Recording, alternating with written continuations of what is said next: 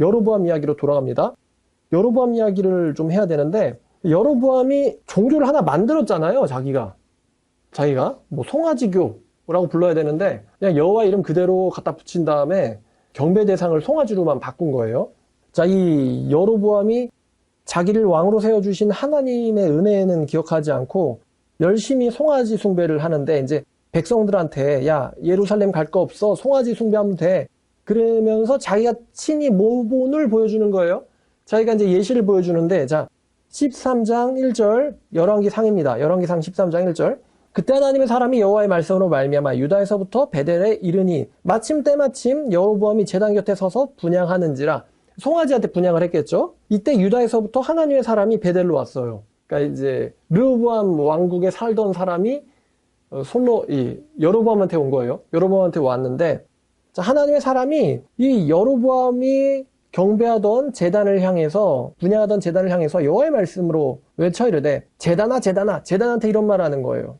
여호와께서 이와같이 말씀하시는데 다윗의 집에서 요시야라 이름하는 사람이 나올 건데, 그 요시야가 네 위에 분향하는 산당 제사장들을 네 위에서 제물로 바칠 것이고 또 네가 사람의 뼈를 태울 것이다, 이렇게 말을 하는 거예요. 그러니까 거짓 종교를 만들어가지고 거짓 제사장들을 만들어서 열심히 분향하고 있는데, 갑자기 그 제단에다 대고는 그 거짓 제사장들이 그 위에서 제물로 바쳐질 것이고 그 위에서 거짓 제사장들의 뼈가 탈 것이다.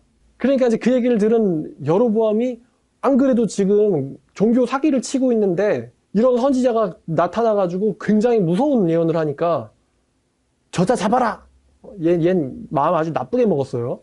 다윗처럼 회개할 것 같으면은 애당초 이런 거짓 종교를 만들지를 않겠죠.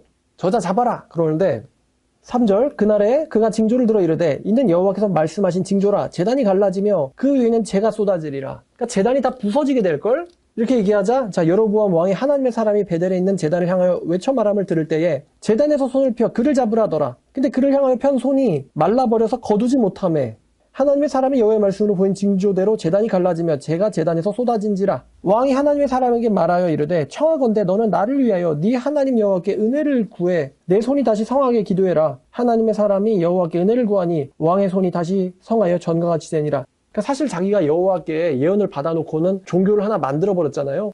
근데 여기서 이제 하나님이 있다는 거를 얘는 원래 알고 있던 애예요. 그러니까 너의 하나님한테 기도를 해가지고 은혜를 좀 나에게 구해줘라. 그래서 손을 회복을 받습니다. 이러면 이제 사실 정신 차려야 되는데 절대 정신 안 차리죠. 자, 왕이 하나님의 사람에게 이르되 나와 함께 집에 가서 쉬라. 내가 너에게 예물을 주리라. 이 정말 고마워서 그런 걸까? 하나님의 사람이 왕께 대답하되 왕께서 왕의 집의 절반을 내게 준다 할지라도, 그러니까 나라의 절반을 주셔도요, 나는 당신과 함께 안 갈 거고요, 여기서는 떡도 물도 마시지 않을 겁니다 라고 얘기합니다. 왜냐하면 여호와의 말씀에 내게 명령하여 이르시기를 떡도 먹지 말며 물도 마시지 말고 왔던 길로도 가지 말고 다른 길로 가라고 하셨습니다. 이에 그가 다른 길로 돌아가고 자기가 베델로 오던 길로는 되돌아가지 않았다 라고 말합니다. 자, 그러면 왜 하나님께서는 이 유다에서 온 하나님의 사람이라는 선지자에게 왜 떡도 물도 마시지 말고 이들에게 대접받지도 말라라고 말씀을 하셨을까? 추측인데요. 자, 여로보암이 지금 받은 예언은 이 요시야라는 사람이 일어나가지고 너희의 나라를 무너뜨릴 거다, 산당 제사장들을 죽일 거다라는 예언이었거든요. 그 정도가 되려면은 이스라엘이 굉장히 약해져야 된단 말이에요. 이스라엘 약해져야 되는데, 그 여로보암이 이게 여호와의 예언이잖아요. 그러니까 하나님이 말씀하셨다는 건 알긴 알아요. 근데 그거를 철회를 시켜야 될 거 아니에요? 철회를 시켜야 되는데, 그럼 솔직히 그 정도 예언이 들어왔으면은 하나님을 향해서 전심으로 회개를 해야 되는데, 여로보암 같은 경우는 회개할 생각이 없어요. 지금 너무 많이 왔단 말이에요. 자기에게 왕이 되라고 말씀하신 하나님을 알고도 얘는 거짓 종교를 만들었고, 하나님이 세우신 제사장들이 아닌 자기가 제사장들을 임의로 성직자들을 자기가 이제 거짓 성직자들을 만들어가지고 온 이스라엘에 퍼뜨렸단 말이에요. 그러니까 얘는 너무 많이 선을 넘어버렸어요. 진심으로 회개하지 않는단 말이에요. 그래서 이 사람이 그럼 어떤 식으로 잔머리를 돌리냐면은 이 예언을 한 하나님의 선지자를 매수하는 거예요. 이 사람한테 예물을 주면서 무슨 말을 얘가 더 하겠어요? 얘가 진짜 고마워서 예물을 주려고 했던 걸까? 아니에요. 네가 한 하나님의 예언을 철회하라. 이 저주를 복으로 바꿔 말해라. 네가 말한 이 저주를 복으로 바꿔 예언해라. 분명히 그런 식으로 매수할 생각이었을 거예요. 하나님께서 이 하나님의 언명을 전달하는 이 사자가 매수당할 가능성이 있었으니까 네가 왔던 길로 가지 말고, 그러니까 왔던 길로 되돌아가면은 지나가는 사람들한테 그 사람이 일로 왔었으니까 일로 갈 거예요. 잡힐 수가 있잖아요. 그리고 거기서 어떠한 것도 먹지도 말고 마시지도 마라. 왜냐하면 포도주 마시다 보면 또 물도 마시다 보면은 이게 마음이 풀린단 말이에요. 어떤 사람이 너를 매수하려고 할 때 결코 그 상에 앉지 말라는 거예요. 넌 그냥 바로 다른 길로 되돌아서 집으로 가라. 하나님께서는 자기의 선지자가 인간의 뇌물에 의해서 판단이 흐려지려는 것을 막고자 아무에게도 대접받지도 말고 떡도 물도 마시지 말고 오던 길이 아닌 다른 길로 되돌아가라 라고 명령하신 거였어요. 근데 이 베델에서의 어마어마한 사건을 어떤 사람이 이제 자기 아버지에게 알려주는데, 아버지가 선지자입니다. 또 베델의 선지자. 근데 왜 이 베델의 늙은 선지자는 이 르호보암에게로, 그러니까 여로보암 때문에 해임된 제사장들과 레위인들이 르호보암에게로 돌아갈 때에 왜 같이 안 갔는지, 왜 같이 안 간지 모르겠어요. 어쨌거나 베델에 살고 있는 선지자였어요. 그러니까 이 베델의 선지자가 그 이야기를 듣고는 그 하나님의 사람을 어디 있냐 찾아와라. 그래서 11절, 베델에 한 늙은 선지자가 살더니 그 아들들이 와서 이날에 하나님의 사람이 베델에 행한 일을 그에게 말하고 왕에게 드린 말씀도 그들이 그들의 아버지에게 말한지라. 그들의 아버지가 그들에게 이르되 그가 어느 길로 가더냐 하니 그 아들들이 유다에서부터 온 하나님의 사람의 길을 보았음이라. 그가 그 아들들에게 이르되 나를 나귀의 안장을 지우라. 그 나귀의 안장을 지우니 그가 타고 하나님의 사람을 뒤따라가서 상수리나무 아래 앉은 것을 보고 이르되 그대가 유다에서 온 하나님의 사람이냐? 그가 대답하되 그러하다. 그가 그 사람에게 이르되 나와 함께 내 집으로 가서 떡을 먹자. 대답하되 나는 그대와 함께 같이 가지 못하겠으니 왜냐하면 나는 그대와 함께 떡도 먹지 아니하고 물도 마시지 아니하리니 여호와의 말씀에 네가 여기서는 떡도 물도 마시지 말며 네가 오던 길로도 가지 말라라고 하셨습니다. 근데 이 사람이 여기서 치명적인 거짓말을 합니다. 뭐냐면 18절에 그가 그 사람에게 이르되 나도 그대와 같은 선지자라. 자기가 선지자는 맞는데 천사가 여호와의 말씀으로 내게 이르기를, 이제 여기서부터 거짓이죠. 천사가 내게 이르기를 여호와의 말씀에 그를 내 집으로 데리고 들어와서 그에게 떡을 먹이고 물을 마시게 해라 라고 하였느니라 하니 이는 그 사람을 속임이라. 그럼 왜 이 늙은 베델의 선지자는 거짓말로 이 하나님의 유다 사람, 유다 선지자를 대접하려고 했던 걸까? 성경은 거기에 대해서 언급하지 않아요. 아마도 베델에 살고 있는데 지금 하나님의 선지자가 굉장히 무서운 예언을 베델에다가 했단 말이에요. 그러니까 베델에 사는 선지자가 아무래도 이 자기 부동산 걱정을 하지 않겠어요? 자기 부동산과 자기 자식들 걱정을 하지 않겠어요? 그러니까 아무래도 이 베델의 선지자가, 늙은 선지자가 하나님의 유다의 선지자한테 또 뇌물 공세를 해서 예언을 변경시킬 생각이 아니었을까라는 생각을 추측을 해봅니다. 아니면 단지 존경의 마음과 예우의 마음으로 대접하고 싶었을 수도 있어요. 근데 성경은 왜 이 늙은 선지자가 이 하나님의 사람을 대접하려고 했는지에 대해서 이야기하지 않아요. 그럼 이 하나님의 사람이 이 베델의 선지자가 말한 여호와의 말씀에 이르기를 이라는 말에 속아버립니다. 야, 나도 선지자인데 하나님께서 나에게 천사를 통해서 이렇게 말씀하시더라고. 너를 대접하라던데? 그러면 이 하나님의 사람이요, 사실은 여기서 고민을 했어야 돼요. 뭐냐면은 지금 여호와의 말씀이 충돌한단 말이에요. 자기에게 주신 여호와의 말씀은 여기서 어떤 것도 떡도 물도 마시지 말라였어요. 근데 저 사람한테 임한 하나님의 말씀이라는 거는 여기서 떡과 물을 먹어라예요. 그러니까 여호와의 말씀끼리 충돌하는 이 모순이 발생한단 말이에요. 근데 그때 이 여호와의 하나님의 사람이 어떻게 행동했어야 됐을까? 우리는 지금 속임이라고 얘기하니까 이게 잘못된 행동이지 라고 쉽게 판단을 합니다. 근데 막상 그 사람이 상수리나무 아래에 쉬었다는 것은 그래도 떡도 물도 마시지 않고 굉장히 힘든 일정을 소화 중이란 말이에요. 제가 봤더니 베델에서 이 사람이 유다에서 왔다 그랬잖아요. 예루살렘까지가 대략 20km 정도예요. 20km 정도면은 정확하게 18km인데 뭐 20km라고 하고, 그러면은 4km씩 걸어가지고 5시간 걸려요. 힘들겠죠? 여러분 5시간씩 걷는데 물도 마시지 마라. 5시간을 걷는데 물도 마시지 마라. 그러면 이게 5시간, 그 다음에 예언해야 되잖아요. 또 난리법석 일어났죠. 왕이 자기를 죽인대. 근데 거기 왕한테 대고 뭐 기도도 해줬죠. 한바탕 일을 크게 치른 거예요. 기진맥진한 상태에서 다시 또 집으로 돌아가야 된단 말이에요. 5시간 50km를. 그러니까 이 사람이 얼마나 힘들었겠어요. 하루 종일 사실은 사람이 하루 종일 물을 먹지 않는다고 해서 죽지는 않아요. 근데 뭐 아침에 일찍 출발해가지고 20km를 가가지고 예언을 하고 난리법석을 친 다음에 다시 또 돌아가야 된단 말이에요. 그러니까 한 종일 혹은 며칠 걸릴 수 있는 일정을 소화 중인데, 그러니까 이제 상술나무 아래서 쉬고 있었겠죠. 근데 여호와의 말씀에 나도 선지자인데 여호와께서 너를 대접하라고 하시더라고. 하니까 이 사람이 슬쩍 이제 하나님께서 나에게 이걸 주셨구나 하면서 자기에게 처음에 주셨던 그 말씀을 잊어먹은 거예요. 그 중요함을. 이 하나님의 사람이라는 사람이 얼마나 보통 사람이 아닙니다. 아까 뭐라고 말했냐면 당신이 왕이 나라의 절반을 내게 줄지라도 나는 당신과 함께 가지 않겠습니까? 않겠습니다. 솔직히 왕이 가자고 했을 때 왕이 줄 수 있는 게 엄청나게 많거든요. 오늘날 같은 그 대통령제가 아닙니다. 왕권이에요. 왕이 줄 수 있는 게 상당히 많단 말이에요. 대통령이 함부로 줬다가는 대통령도 뇌물 같은 거에 걸릴 수 있지만 왕이란 말이에요. 마음대로 할 수 있는 사람이란 말이에요. 큰 자리나 큰 재물을, 보물을 줄 수도 있단 말이에요. 근데 이 사람이 그거를 거절했어요. 여호와의 말씀이 이러하다. 이 사람이 보통 사람은 절대 아닙니다. 굉장히 큰 믿음을 가진 사람이에요. 근데 이 사람이 심신이 육체가 노곤할 때에 하나님의 사람이라는 이제 베델의 거짓 선지자겠죠. 이 참 평가하기가 어렵습니다. 베델의 늙은 선지자 와가지고 대접하고 싶으니까 와라.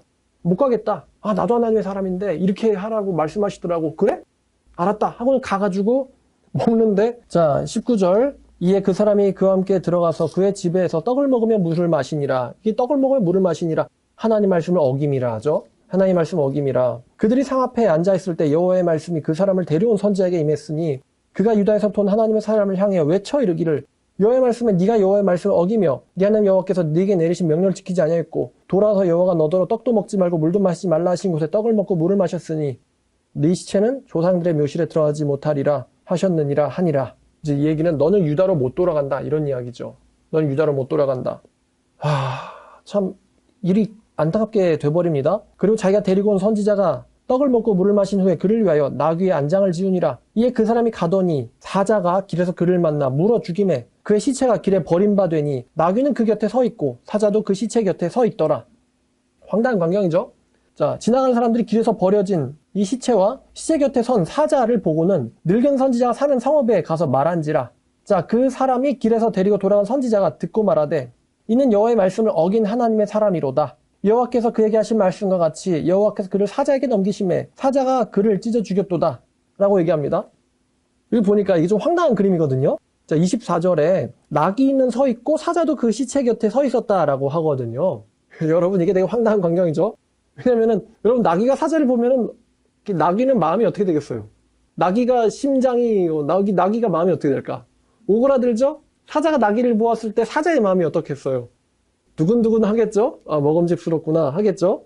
제가 이 둘의 대사를 이 사자와 나귀에 마치 나귀가 민수기에서 발람이 타던 나귀처럼 하나님께서 역사하신 거예요. 이 나귀한테도 하나님이 역사하셨고 사자한테도 하나님이 역사하신 거예요.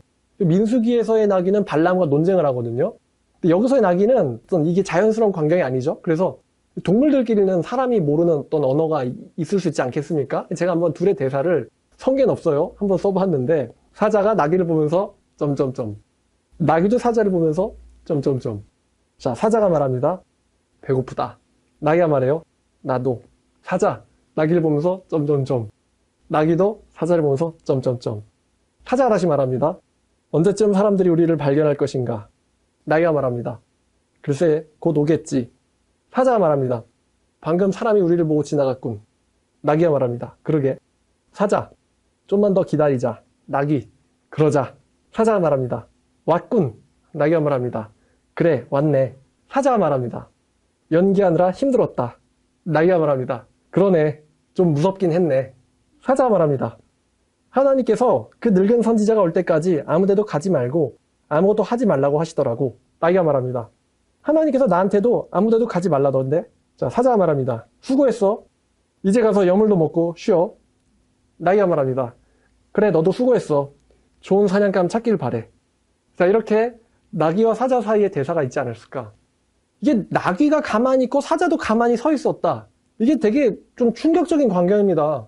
사자가 사람이 올 때까지 나귀를 보고 아무것도 안 했다는 것도 하나님의 역사고, 나귀가 사자를 보고도 도망가지 않고 가만히 있었다는 것도 하나님의 역사예요. 다만 하나님께서는 그 베델에 있는 하나님의 늙은 선지자라는 사람에게 이 사람이 물려 죽은 것은 자연적인 일이 아닌 여호와께서 하신 심판이라는 것을 알려주려고 하셨던 거예요.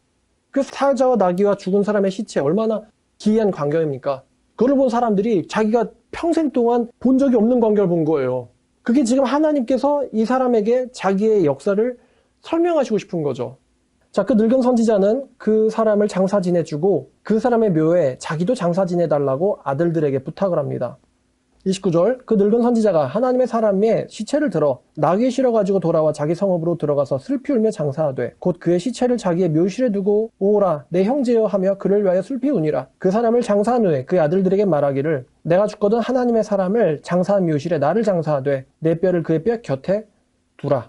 그가 여호와의 말씀으로 베델에 있는 제단을 향하고 또 사마리아 성읍들에 있는 모든 산당을 향하여 외쳐 말한 것이 반드시 이루어질 것임이라 라고 자기 아들들에게 이야기합니다. 그러니까 참 이 분석하기가 어려워요. 구원받았는가 받지 못했는가, 의인인가 악인인가 하는 것들이요. 자, 이제 2절만 더 읽고 끝내겠습니다. 여로보암이 이 일 후에도 33절 그의 악한 길에서 떠나 돌이키지 아니하고 다시 일반 백성을 산당의 제사장으로 삼되, 성직을 이제 마음대로 유린하는 거죠. 산당의 제사장으로 삼되 누구든지 자원하면 그 사람을 산당의 제사장으로 삼았으므로 이 일이 여로보암의 죄가 되었고 그 집이 땅 위에서 끊어져 멸망하게 되었다. 이 여로보암이 종교 사기, 거짓 종교를 만든 것, 하나님의 이름을 빌린 유대교를 베껴 먹은 거예요. 하나님의 이름을 빌린 거짓 종교를 자기가 만들어 버렸어요. 거짓 신을 만들었고 거짓 성직자를 만들었고 백성들을 그 우상 숭배에 동참시켰어요. 물론 본인도 동참을 했고. 여로보암 분명히 경고를 받았어요. 하나님께서는 경고를 하신 다음에 행동하시죠. 왜냐하면 자비로우시니까. 깨닫고 회개하라, 이게 하나님의 진심인데 이 하나님의 진심을 여로보암은 받질 않습니다. 우리가 성경을 보면서 참 처음엔 이해가 안 되거든요. 아니 분명히 하나님의 말씀 때문에 왕이 됐는데 하나님의 사람 때문에 자기의 병이 고쳐졌는데 그 자리에서 하나님의 사람이 예언한 대로 이 제단이 무너졌는데 어떻게 그런 일을 겪고도 하나님에게 돌아가지 않는가? 하나님을 경배하지 않는가? 왜 뻔히 거짓 종교를 만들어 놓고도 그것을 거짓이라고 회개하지 못하는가? 여로보암도 자기가 아버지의 사람이 아닌 젊은이들의 말을 듣고는 나라를 빼앗겨 버렸잖아요. 10개 지파를 분리시켜버렸는데, 분열시켜버렸는데 왜 정신 못 차리는가? 레위인들과 제사장들이 와서 도와주었으면은 하나님만 잘 섬기지 왜 여호와의 말씀을 버렸는가? 왜 시삭 왕이 치러 올라왔을 때 하나님의 선지자의 말씀을 듣고 회개했다고 하면서도 왜 우상 숭배로 빠졌는가? 왜 우상 숭배자들이 이 유다에 활개치는 것을 가만히 보고 두었는가? 왜 동성애자들이 활개치는 걸 가만히 보고 두었는가? 왜 하나님께 전심전력으로 경배하지 않는가? 숭배하지 않는가? 하나님이 그 사람들 인생에 계속 개입하시는데도 불구하고 하나님의 말씀을 마음속에 두지 않는다. 하나님을 온 마음을 향해 찾지 않는다. 여로보암, 르호보암 사실 뭐 비슷비슷하죠. 누가 더 착하다, 잘났다, 누가 더 낫다라고 이게 따지기가 힘듭니다. 자, 이제 분석을 좀 하면 이 베델의 늙은 선지자에 대해서 왜 성경은 이 사람을 베델의 늙은 선지자라고 말하는가? 이것은 그가 육체적으로 노쇠했다라는 것만을 의미하는 것 같지가 않아요. 읽어보면 이 사람이 영적으로도 분별력이 흐려졌다. 이런 뉘앙스를 풍깁니다. 엘리가 늙고 비둔해져가지고 자기의 아들들을 징계는 이제 혼는 내는데 하나님의 말씀을 분별하는데 이게 분별력이 떨어져요. 그러니까 사무엘을 키워준 사람도 엘리지만 하나님께 저주받아서 이 아들을 잃는 이 슬픔을 당하는 것도 엘리입니다. 평가하기가 어렵단 말이에요. 그냥 일관적으로 악인의 모습을 보여주질 않아요. 이 늙은 선지자도 마찬가지입니다. 만약에 이 선지자가, 이 늙은 베델의 선지자가 유다에서 온 하나님의 사람을 대접하려고 했는데 하나님의 사람이 말하기를 하나님의 말씀에 이러하다라고 했으면요, 이 사람을 그냥 보내줬어야 돼요. 아, 네가 여호와의 말씀을 받아서 안 먹는 거였구나. 그러니까 못 먹는 거였구나. 그럼 보내줬어야 돼요. 근데 정의였는지 욕심이었는지 사람의 꾀가, 거짓말이 그 순수했던 나라의 반을 줄지라도 안 받을게요 라고 얘기했던 그 순수했던 선지자의 목숨을 결과적으로 잃게 만듭니다. 우리는 이걸 읽으면서 고민을 하죠. 왜 하나님의 사람이 하나님의 사람이라는 사람에게 속았으며 또 하나님께 벌을 받아 목숨까지 잃게 되었을까라는 의문을 갖게 돼요. 좀 너무 과한 징벌 아닌가? 이런 생각을 하게 되죠. 근데 어쨌든 이 유다에서 온 선지자가 자기의 사명은 완수를 합니다. 그러니까 이 유다에서 온 선지자는 여로보암에게 경고해 주는 거, 이것이 이 사람의 일생일대 사명이었던 거예요. 사명은 완수를 해요. 평안하게 돌아가서 죽지는 못하지만. 그럼 성경은 우리에게 무엇을 알려주냐면, 성경은 어떤 상황에서든 심지어 우리에게 말하는 사람이 하나님의 사람이라 하든 그 사람의 메시지가 우리가 하나님의 말씀, 성경대로 행동해야 한다라는 교훈을 알려주고 있어요. 이 베델의 늙은 선지자의 행동을 보면은 이 사람이 여호와를 안 믿는 사람이 아닙니다. 여호와를 믿는 사람이고 아들들에게 이 하나님의 사람의 경고를 유언처럼 남겨요. 하나님의 말씀은 성취된다. 악인이 아니고 하나님의 말씀을 거역하는 사람도 아닙니다. 그리고 하나님의 이 유다에서 온 선지자도 하나님을 경외하는 사람이죠. 그런데도 불구하고 이러한 일들이 있다는 거예요. 그러니까 우리가 생각하는 것보다 하나님의 뜻이라는 것은 훨씬 더 중요하다는 것이죠. 뭐 죽었다고 해서 저주받고 지옥 갔다라고 생각할 필요는 없겠죠. 근데 말씀대로 했으면은 장수했을 텐데 또 유다에서도 어떤 대접을 받았겠죠. 근데 이 사람의 이 판단 미스, 분별력이 흐려졌던 이 한 번의 결정이 이 떡과 물이 결국 자기의 목숨을 잃게 만들었다는 거죠. 자, 르호보암은 이렇죠. 르호보암은 어리석은 자였죠. 여로보암의 반역에도 정신을 못 차렸죠. 처음에 3년은 정신 차린 척하지만 결국 하나님의 말씀을 버렸고 재앙을 자초했고 자기 나라와 국민들에게 부정적인 영향을 미쳤고 역사적으로도 성경에도 악한 왕으로 기록됩니다. 근데 이 사람의 이면에는 암몬 어머니 나아마가 있었어요. 이 암몬의 어머니. 자식들의 신앙은 아버지가 아닌 어머니를 대체로 따라갑니다. 따라서 결혼이 얼마나 중요하고 또 자녀를 말씀으로 가르치는 것이 얼마나 중요한지를 성경은 우리에게 알려주고 있어요. 넌지시. 왜 이 르호보암의 엄마 이야기를 했겠어요? 르호보암의 엄마는 암몬 사람이었다. 결과적으로 르호보암의 이 어리석은 신앙 때문에 마치 라오디게아 교회처럼 차지도 덥지도 아니한 거예요. 여호와의 말씀대로만 사는 것도 아니고 또 세속적으로만 사는 것도 아니고 어중간한 성전도 가는데, 그러니까 노방패를 든 성전 경비대가 사열을 했겠죠. 여호와도 섬기긴 한다곤 하는데 이 차지도 덥지도 아니한, 이렇듯 자기의 생명과 나라를 잃게 만들 수 있는 게 바로 잘못된 신앙이에요. 잘못된 신앙. 결과적으로 르호보암이 이제 유다의 멸망을 선도하죠. 그래서 결혼과 자녀 양육이 정말 중요하다는 거예요. 자, 여로보암은 더 악하죠. 얘는 하나님이 자기를 왕으로 세워주신 것을 알고도 반역의 길을 가죠. 알고도 반역의 길을 갑니다. 사울 왕과 좀 고민했었어요. 사울과 여로보암 중에 누가 더 나쁠까? 사울은 하나님의 제사장들을 그냥 죽였던 사람이고, 사무엘이라고 하는 어떤, 그래도 이 뭐라 그래야 될까, 이 재갈은 있었는데 먹히진 않죠. 그래도 마지막에 가서 사무엘을 찾긴 찾잖아요. 이 여로보암은 선지자들을 제사장들을 죽이진 않아요. 해임시키죠. 죽였으면은 최악이었겠지만요.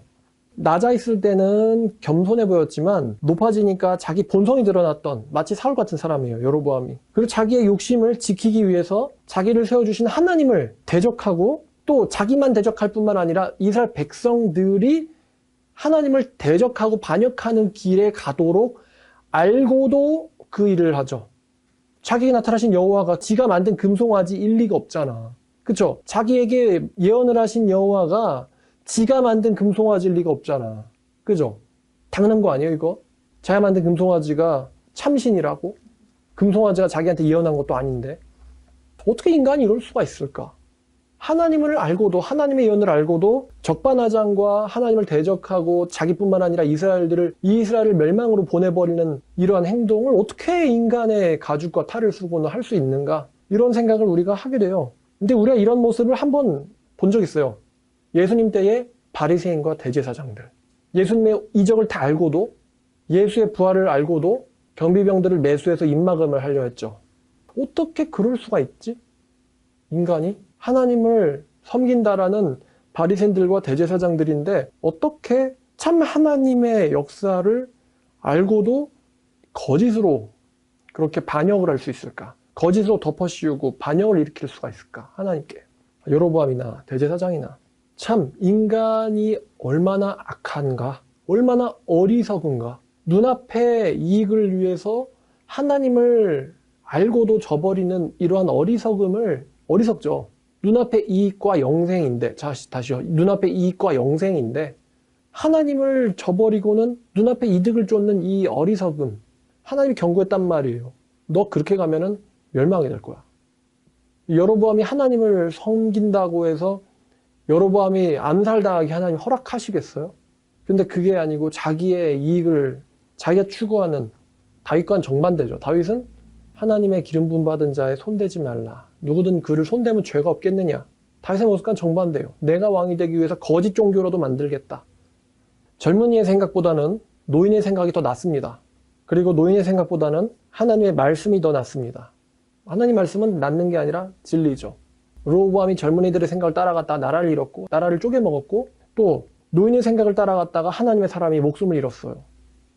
가장 지켜졌어야 되는 것은 하나님의 말씀이었죠.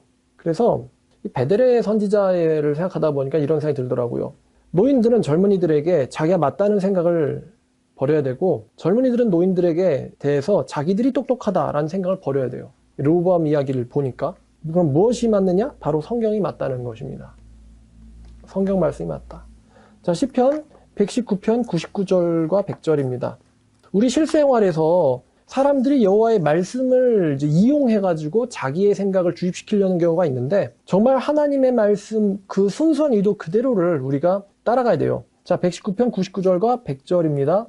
내가 주의 증거들을 늘 읊조림으로 나의 명철이 나의 모든 서승보다 나으며 주의 법도를 지킴으로 나의 명철함이 노인보다 나으니이다. 시편의 말씀이죠. 여러분들은 어떤 길로 가시겠습니까? 여로보암의 길입니까? 르호보암의 길입니까?